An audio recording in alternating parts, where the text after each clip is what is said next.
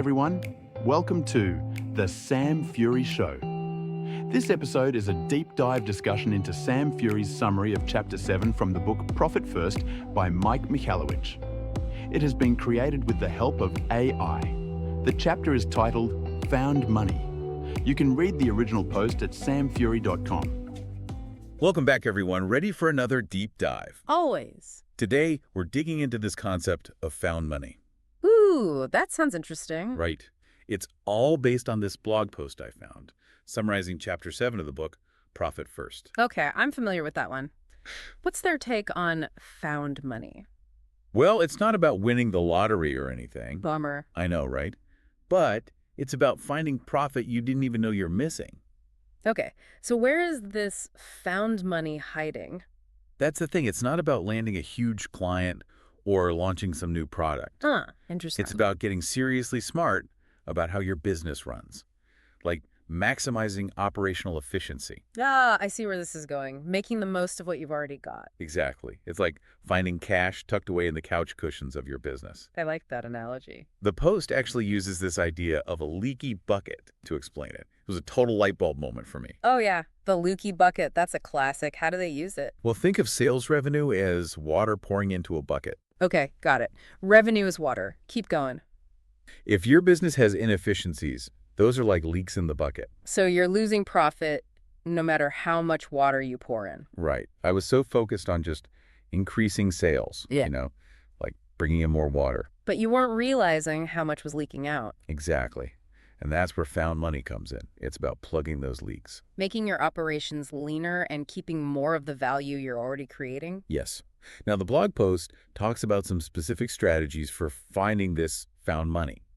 Minimizing offerings, streamlining services, getting super focused. It sounds almost like Marie Kondoing your business, right? Totally. The author even says, and I love this quote, a streamlined solution is one that has the fewest offerings that best serve the needs of your dream customers. Ah, the dream customer. Focusing on who you really want to work with. Exactly. But I have to admit, it seems kind of counterintuitive. What do you mean? Well, how does focusing on fewer clients and fewer offerings actually free up time and money? Well, think about it this way. When you're trying to be everything to everyone, you're constantly switching gears. Oh, yeah, I can see that. Each client has unique needs, different communication styles. Some are just more, shall we say, difficult than others. Oh, for sure. But when you really hone in on your dream customer, everything becomes streamlined. So you can create systems tailored to them. You anticipate their needs. You probably even enjoy working with them more. Right. You free up mental bandwidth. You can focus on the work itself. You can innovate. That's where the magic happens. Plus, happy clients tell their friends, right? Exactly. And if you're attracting your ideal client, chances are their friends are similar too. That's the dream customer duplication the blog post talks about. But sometimes to get there, you need to make tough choices. What do you mean? Well, the author suggests something pretty controversial. They say sometimes you need to fire clients. Whoa, hold on. Fire clients. Can you actually do that? It might sound ruthless, but it's about making strategic decisions for your business. I can see that. Serving those low-revenue clients can take just as much time and energy as those high-revenue ones, but with way less reward. Oh, tell me about it. And sometimes they're just a huge headache. Right. So sometimes it's better to let go, even if it means sacrificing some revenue in the short term. You're creating space to attract more of those dream customers. Exactly. And when you're working with clients you love, clients who value what you do, it energizes you. Okay, so we're fixing the leaks, but we're also being really intentional about who we let into our bucket in the first place. That's a great way to put it. Now, how do we actually put all of this into practice? That's the million-dollar question, isn't it? The blog post has this challenge. They say for every aspect of your business, aim to get double the results with half the effort. Whoa, okay, that's ambitious. Right. Double the results, half the effort. I mean, is that even realistic? I think that's the point. It's about pushing us beyond our comfort zones. Yeah, okay, I can see that. Challenging the way we've always done things. But where do you even begin with something that big? It's kind of overwhelming. The author gives a really good tip to make it manageable. Instead of tackling everything at once, focus on just one aspect of your business each week. Okay, I like that. Break it down into smaller chunks. Exactly. But how do we figure out what to double and what to halve? That's where it gets fun. Brainstorm, get curious, ask yourself, What's taking up the most time or money? Are there tasks I can automate? Delegate. Can I get the same results, but with less effort? So it's not about working harder, it's about working smarter. Exactly. It's like being a detective searching for clues to unlock that found money hiding in your business. Okay, this is really getting me thinking. What kind of impact could we see if we take this idea, double the results with half the effort, and apply it to just one area of our business each week? That's what we'll be unpacking in the next part of our deep dive. Stay tuned, because we're just getting started. You know, as we go deeper with this whole found money thing, Yeah. it's really about creating a business that's, well, sustainable. One that you enjoy, one that just works better. I'm totally with you on that. It's like we're giving our businesses an upgrade, No, I like that. making it run smoother and faster, you know? Yeah, like a tune-up. The blog post really emphasizes this too. It's an ongoing thing. Not just a one-time fix, huh? Right. It's about making that found money discovery part of your business DNA. Interesting way to put it. The author talks about picking a different area each week Okay. and asking, how can I get double the results with half the effort here? I remember that challenge. Like, it can be tough to wrap my head around that, you know? Right. Like it's ongoing, always looking for improvements. Exactly. For someone like me who loves checking things off my to-do list, it's Yeah. like, wait, what? Where do I even start? It's a whole mindset shift. It's not just about getting things done. Okay, I'm listening. It's about getting things done better. You see what I mean? Ooh, I like that. It's about asking those what-if questions. What if I could automate this? Yes, exactly. What if I delegated that? What if there's this new tool out there that could cut my work time in half? That's it. So instead of just, going through the motions, Right. we need to take a step back, Mhm. ask ourselves, is this the most efficient way to do this thing? I can see how that would lead to some big aha moments. For sure. And those aha moments are where you find that hidden time and money. Sometimes it's hiding in the most unexpected places. Okay, I wanted to circle back to something. Remember we were talking about firing clients? Mm-hmm. I have to admit I'm still a little stuck on that. Like, it just seems so confrontational. I totally get it. It feels kind of intense, right? Like, how do you even start that conversation? Well, the post talks about looking at the ROI for each client, ROI. Okay, return on investment. but not just in terms of revenue. Right, right. Think about the time, energy, and resources each client takes, too. So some clients might pay well, but But they need constant attention, right? Mhm. Or tons of revisions, and they just drain your energy. so it might be time to, reevaluate that relationship. Exactly. You have to weigh the financial gain against what it costs you emotionally and mentally.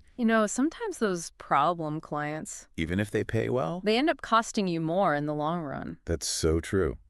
They distract you from taking care of your best clients. Yeah. They hold you back from those really amazing projects. And they just kill your enthusiasm. You know what I mean? It's like that saying, you can't pour from an empty cup. Oh, I love that.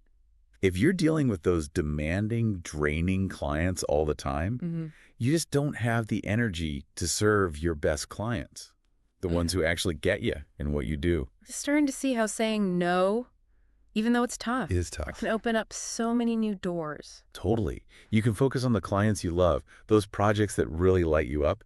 And honestly, it probably leads to a more successful business too. I think so. And when you're working with those dream clients, everything just clicks. Right. You're on the same page. The collaboration is amazing. They love the results. It all comes back to that dream customer duplication idea. It's a beautiful thing. They're happy, you're happy, and they tell their friends, who are probably just like them. The best kind of marketing, really. Absolutely. But it all starts with figuring out who those dream clients are. Yeah. And that's powerful in itself. Thinking about who you really want to work with. What problems are you really good at solving? What kind of legacy do you want to build? That's a great point. It's not just about finding some quick cash. It's about creating a business that's aligned with, well, you. Your values, your passions. And I think when you have that clarity, everything else falls into place. Love that. So let's talk about how we can put this into practice. I'm thinking about that challenge. Yeah. Double the results with half the effort. Yeah. I mean, it's a bit abstract. It is. Do you have any real-world examples of what that might actually look like? Oh, absolutely. Say you're spending hours each week just answering emails. Oh, yeah, I feel that. You could set up some canned responses for those frequently asked questions, or even a chatbot on your website.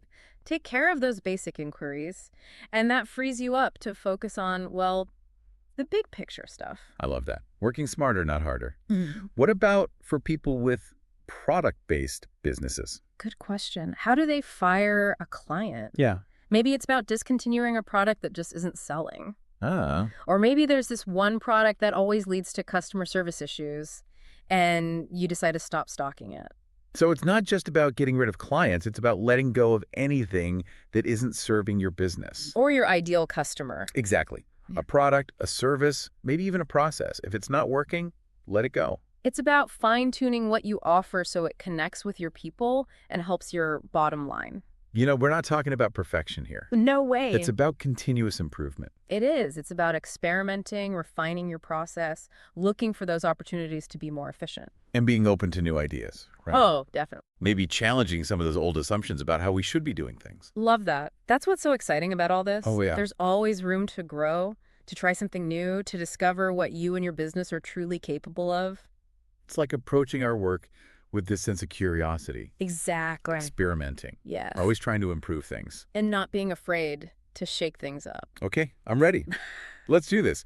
This whole found money thing, it's really made me, well, think about my business differently. In what way? It's not just about, making more money. Okay. It's about making my work life, feel good. Oh, absolutely. It's about finding that sweet spot where your business energizes you instead of draining you. Yeah. And it's funny because when I think back to those times when I was the most burnt out, it was always when I was trying to do a million things at once, please everyone. Yep. And I didn't even really like the work I was doing.